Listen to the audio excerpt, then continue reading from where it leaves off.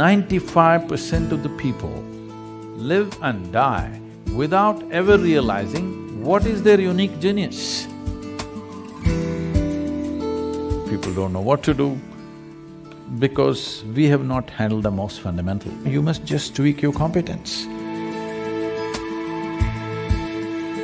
Wherever you are, you will know how to do. You will function to the best of your intelligence and capability.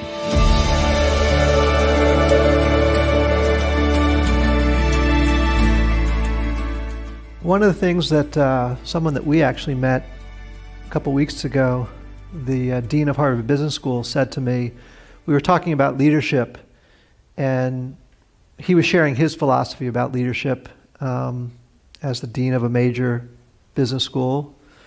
And he sort of said, for me, it's about knowing, acting, being, having some real knowledge and expertise to lead, taking action upon it, and then living every day that way.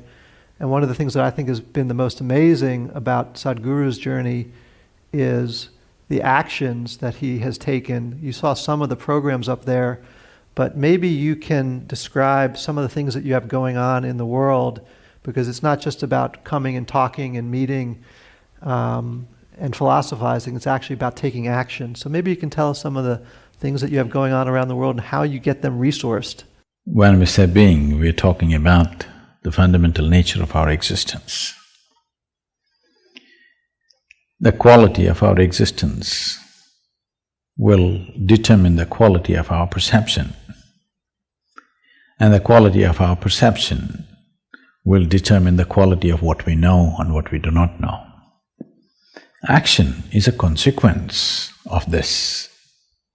If you put it upside down, then it's like saying fruit, tree, root, soil. That's not how it works. Soil, root, tree, and then fruit. If you put it upside down, you may pull out something forcefully, but the damage is there. Today, I'm working with a whole lot of business leaders in the world, both in India and outside. I wouldn't like to generalize this, but I would say at least 60 to 70% of them, by the time they're 45, they're seriously damaged in many ways. Either they have become emotionally stifled because of a certain type of activity, or many of them are suffering from various types of physical ailments, which is essentially, they believe, is a natural consequence of the kind of job they're doing. Because you're doing things forcefully. If you do not understand the natural order of things as to how life blossoms, if you want the fruit first before the tree, obviously it involves forceful ways of doing things. When you do forceful ways of doing things, one thing may be achieved, but the rest is damaged. Most affluent societies in the world, everywhere, not just here, are going through this. They have become affluent, but the fundamental idea of seeking affluence, either in individual life or in a society or in a nation, is because it will give us a choice fundamentally of nourishment and lifestyles. This is the reason why human beings seek affluence, so that it'll give us a whole choice of nourishment and lifestyles.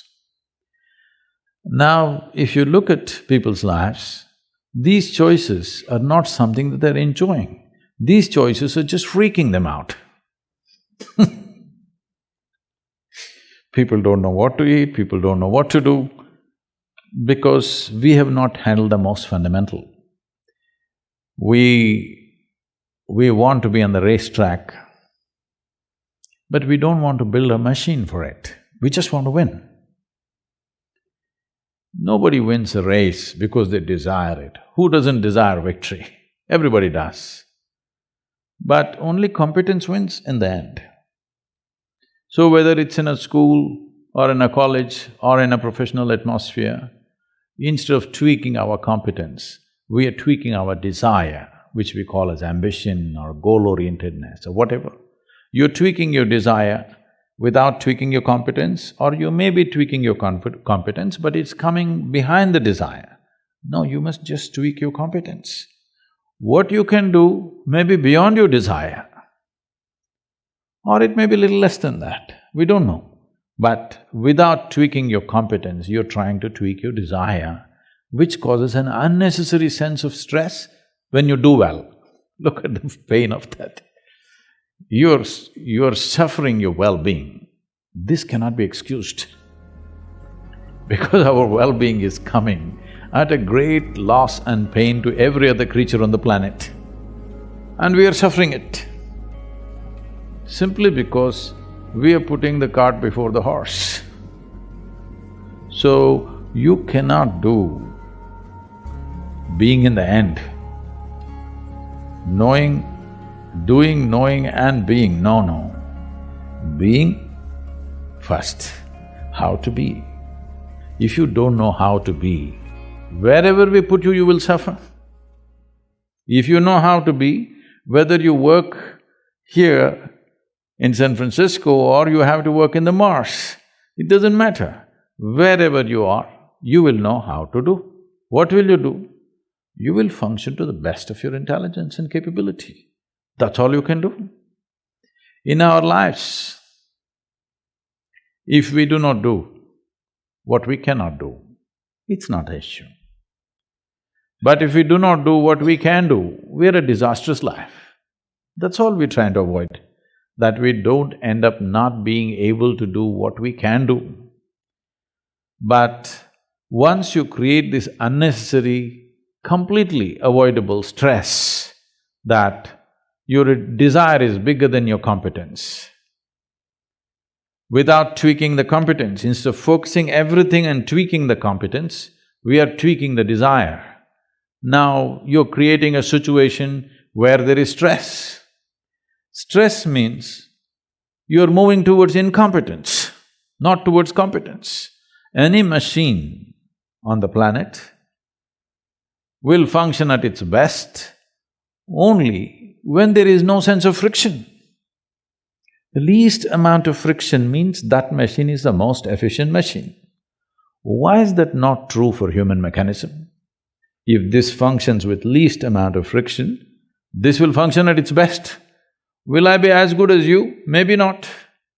But I will be at my peak, and that's all. And every human being has come with a certain genius. But I would say, because of the type of schooling that we have taken to in across the world, not in any one place, and the way we're approaching life, I would say 95% of the people live and die without ever realizing what is their unique genius. Only 2 to 5% of the people realize the genius of what they're capable of. Rest will all do something that somebody else is doing, they want to do that. They want to do that better than them. That is their idea of well-being. Because of this, a tremendous amount of human genius is simply lost. And that is the biggest crime on the planet, that human genius is stifled because everybody is trying to be in one basket and be on top of everybody else. This is a very rudimentary way of functioning in the world. Unfortunately, that's become the way everywhere. We're trying to do something, but that's in small scale. The large-scale schooling and education and professional seekings are all in this way. We all wanted to get into one basket and be on top of the pile. It's a cruel way to live. If you get there also, you will suffer. If you don't get there also, you will suffer.